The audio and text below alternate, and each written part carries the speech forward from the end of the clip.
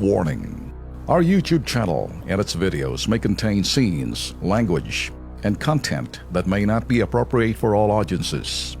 These videos include surveillance footage, undercover pursuit of suspects, actual police and rescue operations, and fearless confrontations. If you do not approve of the content, please do not watch our videos. If you wish to continue, we strongly advise that you proceed with caution. Viewers' discretion is advised. Aba, walastik si Mayor! Mga salot na truck na pag-aari nito, nagkalat sa munisipyo. Publiko, walang madaanan na sementado. Silipin sa Kilos Pronto. Tuwing ginugunita po ang undas, abay madalas pong pinag-uusapan po dyan, siyempre mga kaluluwa. Pero para sa mga taga-barangay San Isidro, Rodriguez, Rizal, tila walang kaluluwa ang kanilang mga opisyal doon dahil sila'y napabayaan na. Ang kanila pong kalsada po dyan, sinlaki po ng crater ng buwan ng butas. At siyempre, pag yan ay maulanan, abay parang ilog na po. Delikado po talaga ito. Panuorin natin to.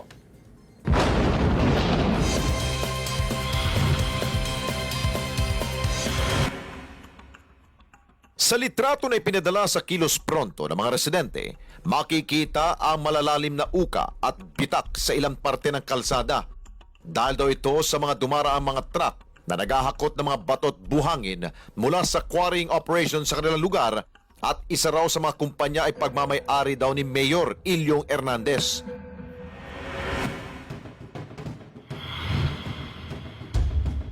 Sinilip ng Kilos Pronto kanilang reklamo pagdating sa bungad ng Rodriguez Rizal, isang malailog na kalsada ang sasalubong sa iyo.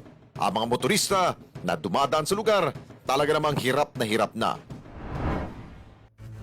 Ang isang owner-type jeep na ito tumirik na dahil hindi na niya kinaya ang malailog na kalsada.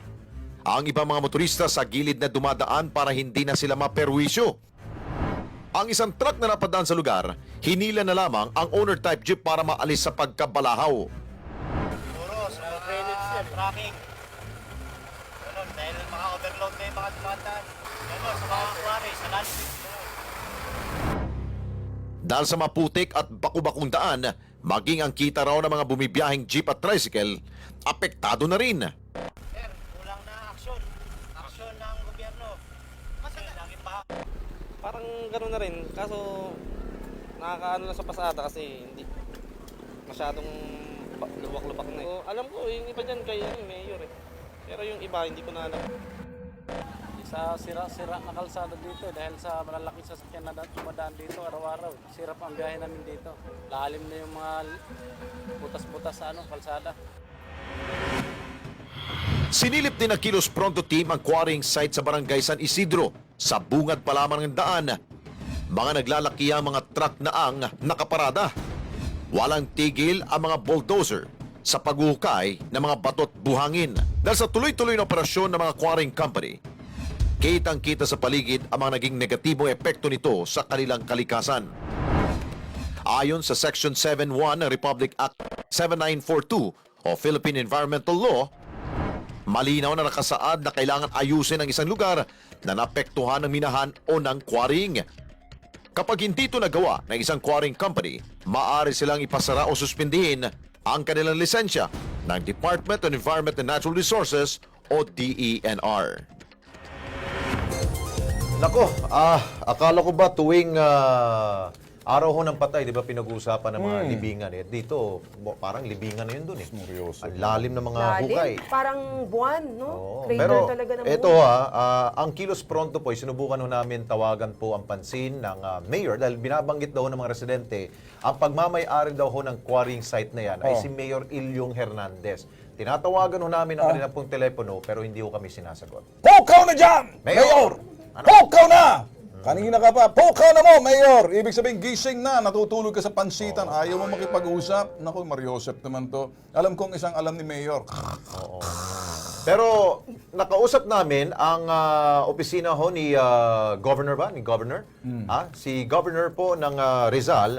At ang sabi, may update po tayo. Ito pong update. Ayan. Ang sabi ho ni Anthony Mateo sa Office of the Governor, ayun, inuumpisahan na daw ho ang pagsasaayos ng naturang kalsada. Ay, kung itong si Mayor naman tutulog sa pansitan, magaling naman ang kanilang yung Governor nila. Gobernador nila. Ay, so si Okay Ilyong naman. Hernandez. Ilyong! Ilyong! Pokaw na diha, Hernandez, Ilyong. Okay. Ito. O ano? Alam mo, Itag. Ika, O, at alam ano? mo, Lex, maraming, ito ang pag, sa mga dashcam. maraming nahuhuli sa trending. Tulad nitong, Uso na kasi yung dashcam eh. Dashcam yung nilalagay sa dashboard. Ako naubo tuloy ako. Kasi, Bakit kailangan mo ng tubig? hindi, Okay. ayaw ata ako pasalitain eh. Parang, mainitin to. ang ulo. Mabuti na lang may dashcam. Yes. Tulad nitong isang eksena na to, panoorin itong kumag na to. Ayaw na, sinabi rito, unggoy, ako, kumag na lang eh. Nag-counterflow na, mga boss, hindi pa naka-helmet. Abay, sus, hindi ayaw pang magbigyan ng mga sasakyan nasa tamang lane.